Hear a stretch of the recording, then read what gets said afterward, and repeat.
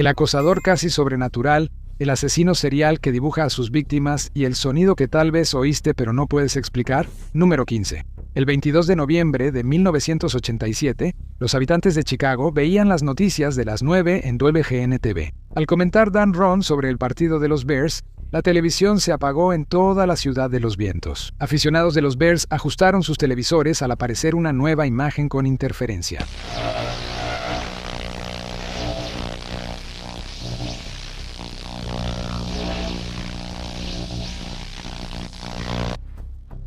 Disculpen, fanáticos de Info, denme un segundo, ¿ok? La transmisión volvió a un sorprendido Dan Ron. Bueno, si se preguntan qué pasó, yo también. Así me siento. En fin, esto solo fue el inicio de la locura. Unas horas después, a las 11:20 p.m., en WTTW, filial de PBS, transmitían repeticiones antiguas de Doctor Who. Tras estática, el hombre enmascarado volvió y ahora podía hablar. ¿En serio haremos esto otra vez? No sé sobre eso, pero Chuck Swarovski no tenía absolutamente nada. Con voz electrónica distorsionada, el secuestrador inició un discurso caótico e incoherente. Mencionó comentaristas deportivos, periódicos locales, lanzó eslóganes, rió y luego gimió. Los espectadores no entendían lo que veían ni por qué pasaba, y luego todo se volvió aún más extraño. Las imágenes de repente cambiaron a la figura enmascarada, inclinada sobre una silla, mientras alguien vestido con un disfraz de sirvienta francesa lo azotaba con un matamoscas. La programación regular volvió poco después de eso. Es uno de los incidentes más extraños en la historia de la televisión y de The Infographic Show. La máscara del secuestrador era de Max Headroom, un presentador satírico generado por computadora. Las autoridades estaban furiosas. La FCC prometió consecuencias severas una vez que atraparan al culpable, pero nunca lo atraparon. Quien sea que lo haya hecho nunca fue atrapado. Uno de los secuestros de señal más audaces desapareció sin rastro, aunque no hubo víctimas. No se puede decir lo mismo del siguiente misterio. Número 14. El 16 de agosto de 2010 ocurrió una misteriosa muerte. La policía realizó una visita de bienestar en el departamento londinense de Gareth Williams, prodigio de las matemáticas. Ninguno de sus colegas lo había visto en varios días, y los mensajes y llamadas telefónicas nunca recibieron respuesta. Pero cuando no hubo respuesta en la puerta, la policía entró y comenzó a investigar el departamento, pero no había señales de Gareth. Sin embargo, el aire tenía un peculiar olor a podrido, familiar por su experiencia en escenas del crimen. Los oficiales buscaron en el baño privado y hallaron una gran bolsa deportiva roja en la bañera. Dentro estaba el cadáver desnudo y en descomposición de Gareth Williams. La bolsa tenía un candado por fuera. El departamento fue declarado escena del crimen y se iniciaron las investigaciones. Ahí fue cuando todo se volvió extraño y surgieron detalles sobre Gareth Williams. Sus increíbles habilidades en matemáticas y análisis de datos le consiguieron un trabajo en el Servicio Secreto de Inteligencia Británico, también conocido como MI6, para quien trabaja James Bond en las películas. Además, las autoridades confirmaron que también colaboró con la NSA estadounidense para rastrear lavado de dinero ligado a la mafia rusa de alto perfil. En otras palabras, Gareth Williams era un hombre con colegas extremadamente poderosos y enemigos extremadamente poderosos. Su muerte parecía lo suficientemente extraña como para estar enviando algún tipo de mensaje, pero decimos muerte y no asesinato.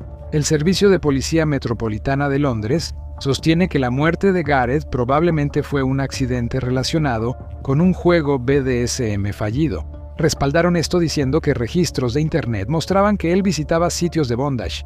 Pero si es cierto, ¿quién cerró la bolsa por fuera con candado? ¿Es más probable que Gareth fuera un Houdini descuidado o que alguien del gobierno encubra a sus asesinos? Una revisión forense de 2024 del caso afirmó no encontrar pruebas adicionales. Así que, salvo alguna revelación sorpresa importante, parece que este caso podría seguir siendo un misterio. Como la identidad de un cerebro criminal que aterrorizó Japón número 13, el caso Kiliko Morinaga fue una campaña de secuestro, extorsión e intento de asesinato masivo que impactó Japón entre 1984 y 1985. Dos hombres armados y enmascarados, uno con pistola y otro con rifle, irrumpieron en la casa de una mujer de 70 años en Nishinomiya. No la querían a ella, sino las llaves de la casa de su hijo, Katsuhisa Isaki, presidente de Isaki Galiko. Después de atar a su esposa, arrastraron a Katsuhisa Isaki desnudo directamente fuera de la ducha y lo llevaron a un almacén donde intentaron pedir un rescate por él. Pedían el equivalente a $4.5 millones y 220 libras de oro. Pero Isaki logró escapar, pero sus secuestradores apenas comenzaban. Quemaron autos cerca de Isaki Galiko y al no ser capturados enviaron una carta burlona a la policía, que decía, para la policía japonesa: tontos, ¿son estúpidos? Si de verdad son profesionales, intenten atraparme. Les daré una pista. El auto que usé es gris. La comida la compré en Daie. Si quieren nueva información, supliquen por ella en el periódico.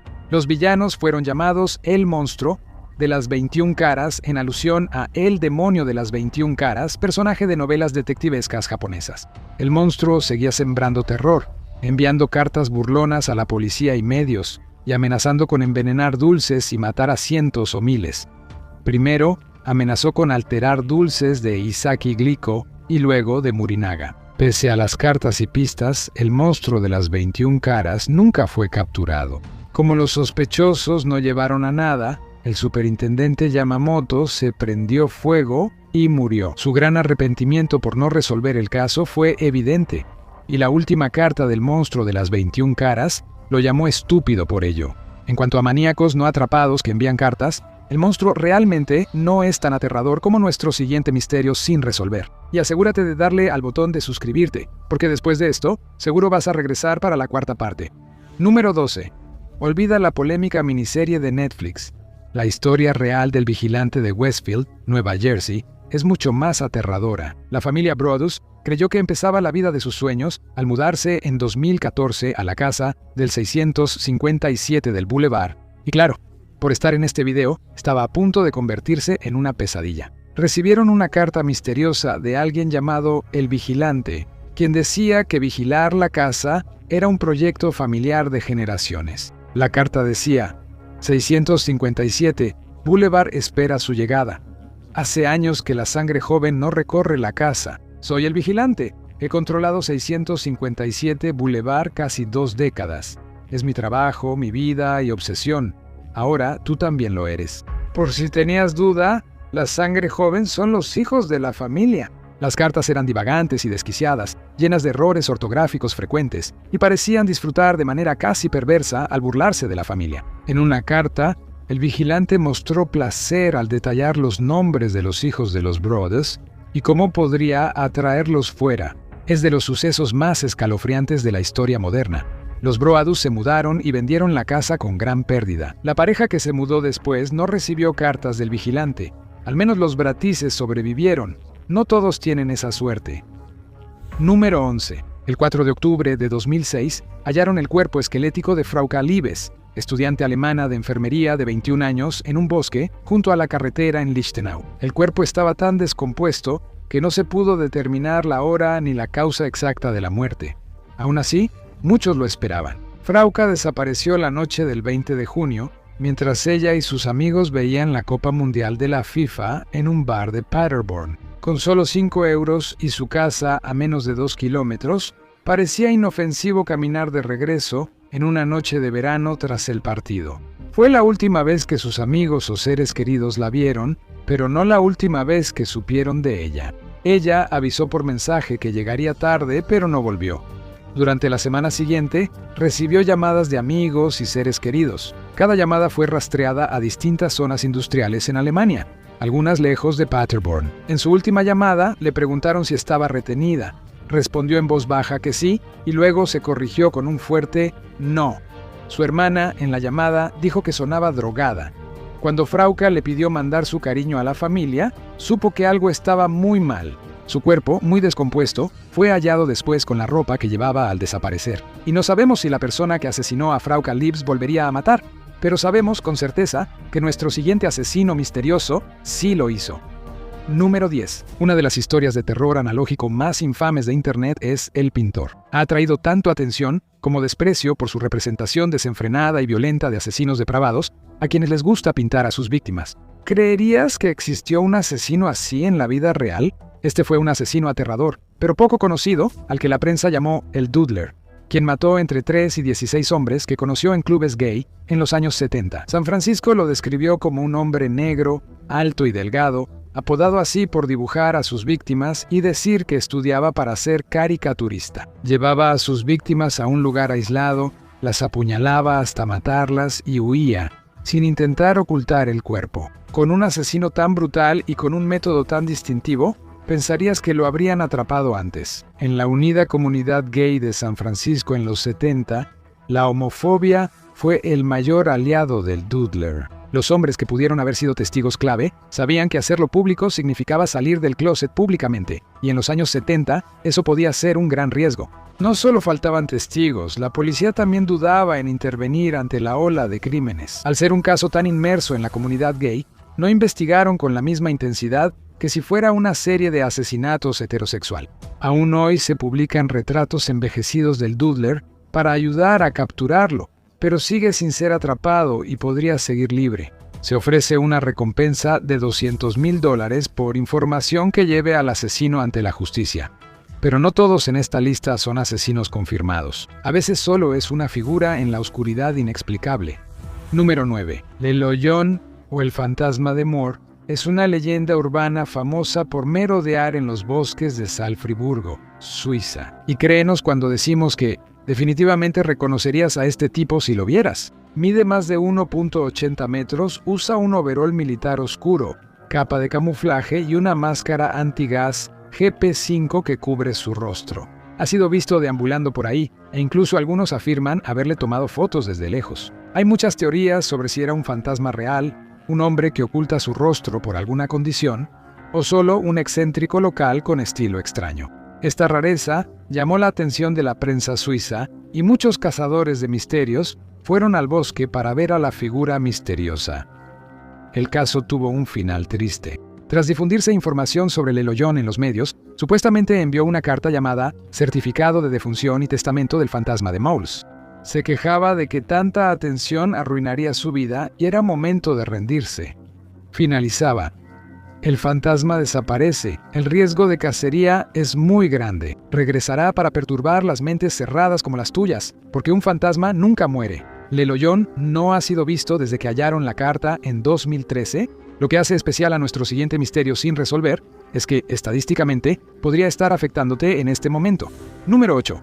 ¿Puedes escucharlo? Ese zumbido, como una tormenta cercana, acompaña cada momento y parece vibrar en la parte trasera de tu cabeza. Miles de personas en todo el mundo lo han reportado desde 1973. Si también escuchas este extraño zumbido, cuéntalo en los comentarios. Pero, ¿qué es? ¿De dónde proviene este zumbido que nos enloquece? En algunas zonas se debe a instalaciones industriales de tuberías de gas a alta presión. Pueden causar un sonido retumbante que notarás poco a poco y luego será imposible ignorar. Algunos explican el fenómeno por causas biológicas, como el tinnitus o las emisiones otoacústicas espontáneas generadas por los oídos. En ciertas áreas, se dice que es el retumbar de los llamados de apareamiento de animales como el pez sapo. Los científicos continúan investigando. ¿Realmente podemos saber qué hay detrás? ¿Prefieres soportar la monótona locura de ese zumbido antes que la siguiente aflicción misteriosa que algunos niegan y otros aseguran que es real? Número 7. Los incidentes del síndrome de La Habana iniciaron en 2016.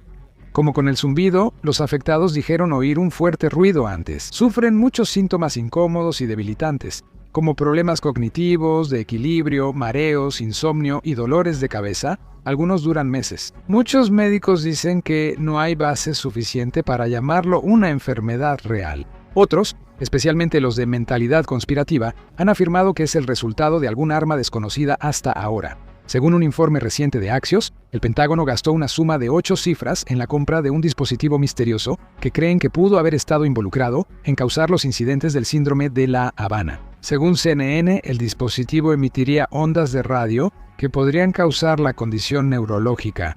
Si esto resulta ser la causa, es una aterradora nueva era de guerra, donde estas armas podrían usarse contra cualquiera. Antes de saber si es histeria colectiva o un arma de destrucción masiva, seguirá siendo un misterio sin resolver. Quizá algún día sepamos la verdad sobre el síndrome de La Habana, pero el siguiente caso seguramente quedará como un misterio inquietante para siempre. Número 6. El 8 de febrero de 1993 fue un día extraño para Gary Sudbrink, un capitán de la Fuerza Aérea de 27 años, que iba a pasar el fin de semana en casa de sus padres en Long Island. Esta visita sorpresa no la había avisado a sus padres. Solo él sabía que estaría ahí, lo cual será importante después.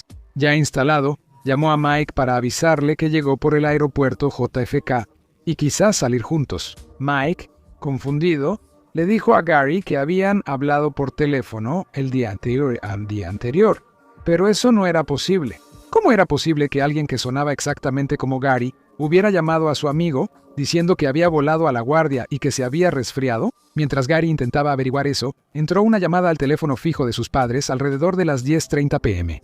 Gary contestó la llamada, y lo que escuchó le pondría la piel de gallina a cualquiera. Una voz baja y mecánica, como de pesadilla, preguntó por él y dijo: «Te están suplantando con la otra voz».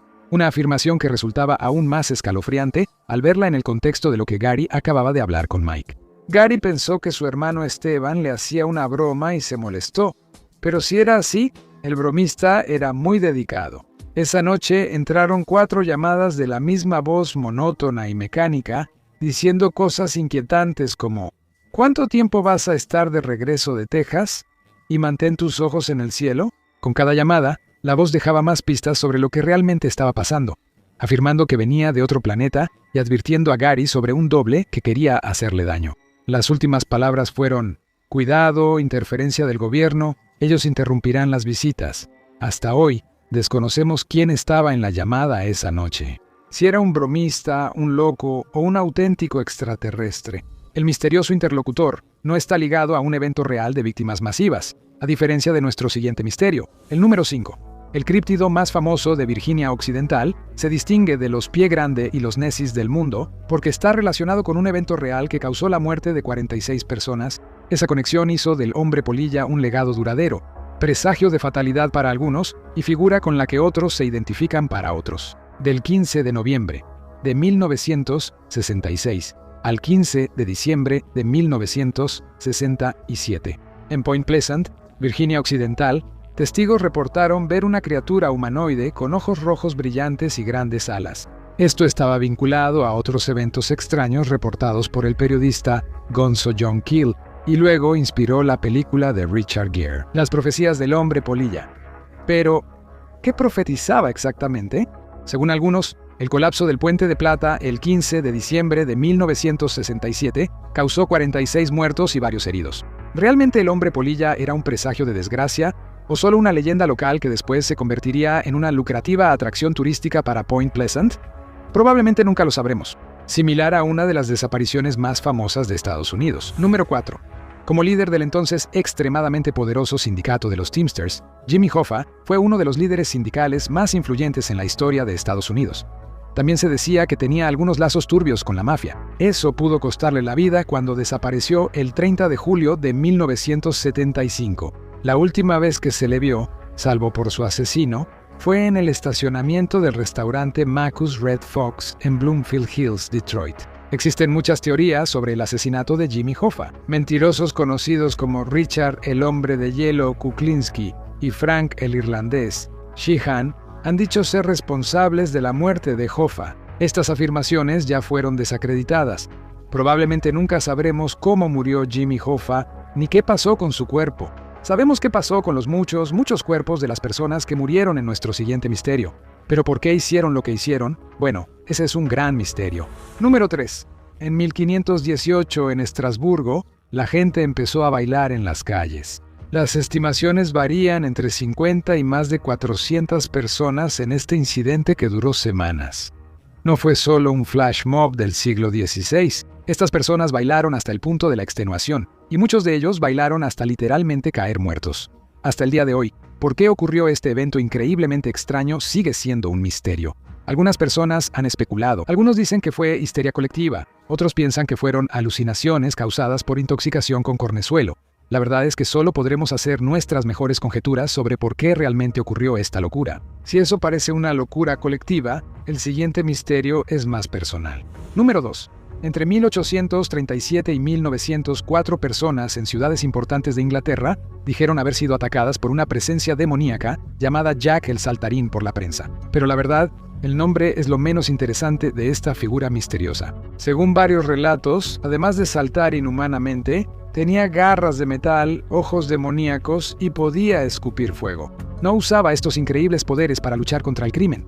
En cambio, le encantaba acosar a las mujeres, lo que lo convirtió en un personaje popular en los Penny Dreadfuls y con el tiempo, una auténtica pieza del folclore británico. Y hasta hoy se han mencionado algunas figuras históricas como posibles sospechosos. Aún no sabemos quién era en realidad ni su historia, si existió o solo fue una persona. Pero preferirías encontrarte con Jack el Saltarín en un callejón oscuro antes que tener que enfrentarte al misterio oscuro y sin resolver número 1. Pocos misterios son más extraños, más inquietantes y más genuinamente aterradores que este. En marzo de 1922, 6 brutales asesinatos acabaron con una familia en la zona rural de Alemania. No sabemos quién lo hizo ni por qué, y probablemente nunca lo sabremos, pero lo que sabemos sobre cómo lo hizo el asesino te helará hasta lo más profundo. La familia vivía en una granja aislada en los bosques de Baviera, a más de 40 millas al norte de Múnich. Meses antes de la masacre, la familia y su personal notaron que algo andaba mal en su hogar. Ruidos extraños durante todo el día y la noche, objetos fuera de lugar, periódicos en la casa que ninguno de la familia recordaba haber comprado. No mucho antes de que todo llegara a su punto crítico, la sirvienta de la familia renunció, alegando que creía que la casa estaba embrujada y no quería tener nada que ver con ella. Y esa sensación de inquietud probablemente le salvó la vida. El 31 de marzo, el asesino, que probablemente vivía ahí desde hacía meses, ejecutó su plan. Uno por uno, atrajo a los miembros de la familia al granero, donde los mató a hachazos con una herramienta agrícola conocida como azadón. En el transcurso de un solo día, asesinó a los 6 y dejó sus cuerpos dentro del granero. La evidencia muestra que vivió varios días en la casa antes de irse sin dejar rastro. Es uno de los misterios sin resolver más aterradores de la historia moderna, y un recordatorio aterrador de que la vida puede cambiar de la noche a la mañana, hasta que, de repente, tu historia es la que la gente ve en un video como este. Ahora, ve a ver aterradores misterios de internet sin resolver o mira esto.